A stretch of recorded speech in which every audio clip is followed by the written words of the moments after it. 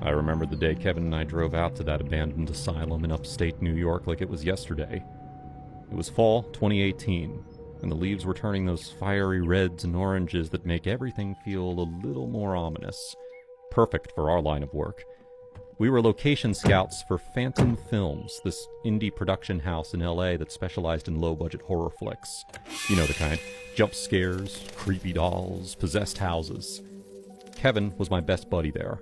The guy who'd crack jokes during the scariest shoots to keep everyone from losing it. He was always the skeptic, while I leaned into the supernatural stuff, even if it was mostly for the job. Rob, man, this place looks like it was designed by a serial killer's interior decorator. Kevin laughed as we pulled up to the crumbling building. The asylum had been shut down in the 70s after some scandal.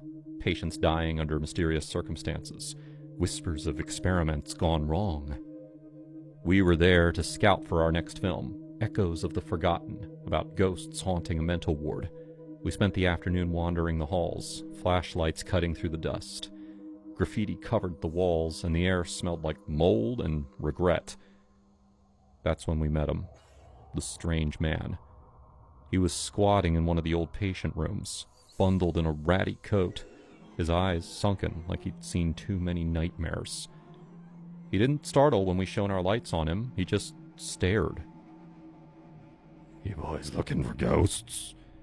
he rasped, his voice like gravel under tires. Kevin chuckled. Nah, just ideas for a movie. "You live here?"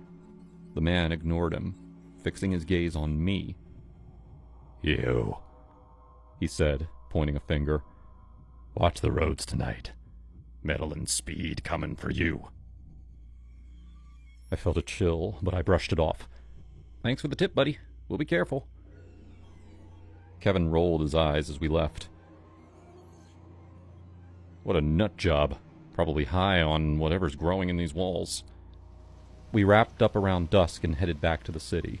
On the highway, rain started to slick the roads. I was driving, Kevin fiddling with the radio.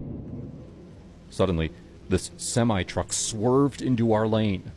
Driver must have been texting or something. I yanked the wheel hard, tires screeching, and we skidded onto the shoulder. The truck missed us by inches, horn blaring like a scream.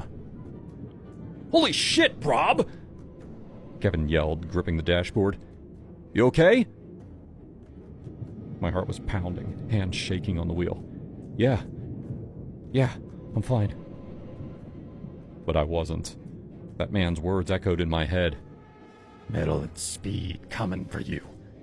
How the hell did he know? That night, back in my apartment in Brooklyn, I couldn't sleep. I kept replaying it. The prediction, the near miss.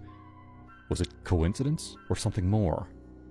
I'd always been the one pitching ghost stories at work, but this felt personal. I started researching the asylum online, digging into old forums about hauntings, psychics. By morning, I'd convinced myself the man was some kind of seer. At the office the next day, I told Kevin everything. "Dude, that guy predicted it. Exactly. We gotta go back. Find him."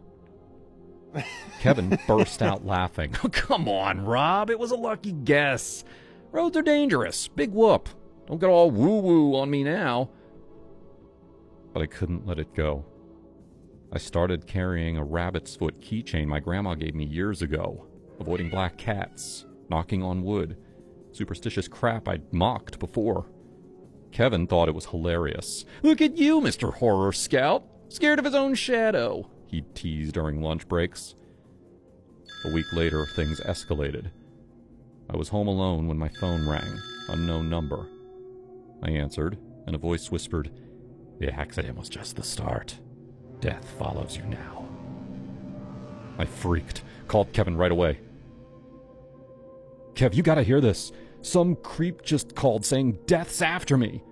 It's that guy from the asylum. I know it." He paused, and then snorted. "Rob, chill. Probably a wrong number. Or maybe one of our crew pranking you." But it kept happening. Salt spilled on my kitchen table one morning. Bad luck omen. A mirror cracked in my bathroom. Whispers in the wind outside my window at night. I became a wreck, jumping at shadows, double-checking locks. I even started seeing a therapist, this woman named Dr. Ellis, who specialized in anxiety from high-stress jobs like ours. "Robert, these are manifestations of trauma from the accident," she'd say in our sessions, "not supernatural." Quick break. My new channel, Broccoli Animations, is now live. I'm posting new full-length videos there daily. Time to join me there. Link in bio. I wanted to believe her. Kevin, meanwhile, seemed amused by it all. He dropped by with beers, trying to lighten the mood. "Hey, if death's coming, well, at least we'll get a killer script out of it," he'd joke. Then came the prank. It was a Friday night.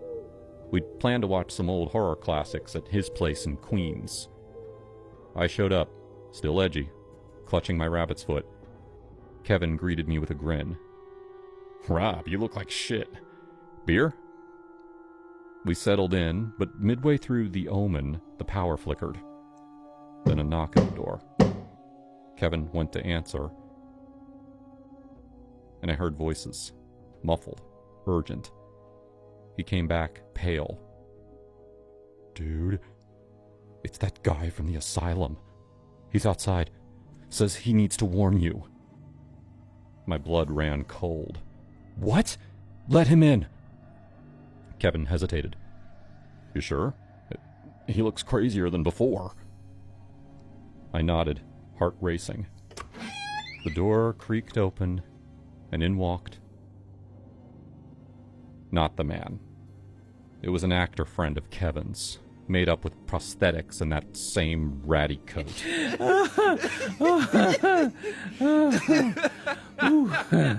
"Gotcha!" Kevin howled, slapping his knee. "Man, your face! We set it all up. The calls, the omens. Thought it'd snap you out of this superstitious bullshit."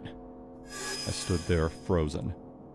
Rage boiled up, hot and ugly. All this time I'd been terrified, questioning my sanity, and it was him? My best friend, turning my fear into a joke? "You asshole," I muttered. "You have no idea what you've done." Kevin wiped tears from his eyes. "Come on, Rob. It was harmless. Lighten up." But I couldn't. That night, as I drove home, Kevin's laughter echoed like mockery from hell.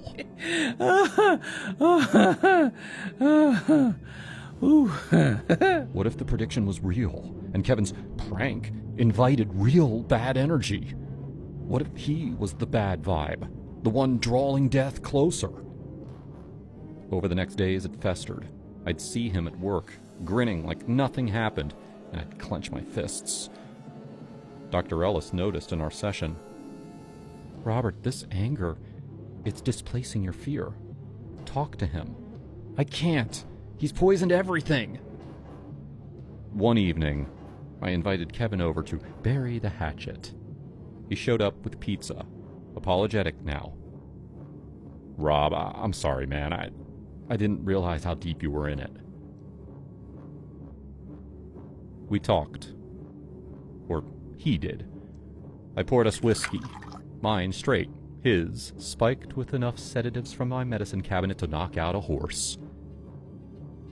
As he slurred, fading, I whispered, "You brought the darkness, Kev. Now it's time to end it." He mumbled, "What? Rob?" I dragged him to the bathtub. Easier cleanup.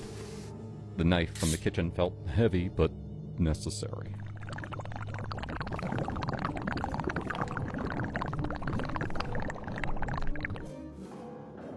I cleaned up meticulously, wrapped the body in trash bags, drove out to the woods upstate, buried him deep where no one scouts. The cops questioned me later. Kevin's disappearance made the news, but I played the worried friend. Last I saw, he was heading home after pizza at my place. They bought it.